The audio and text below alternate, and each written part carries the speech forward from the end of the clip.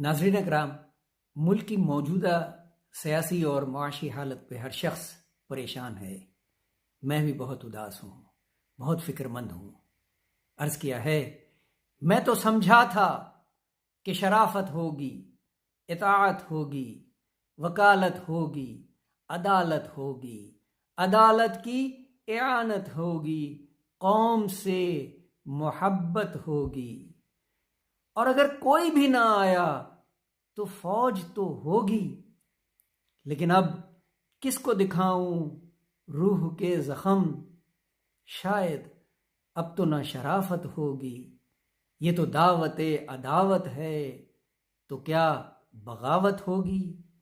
नहीं, मुझे अब भी उम्मीद है, शराफत होगी, वकालत होगी, अदालत होगी, इंशाअल्लाह।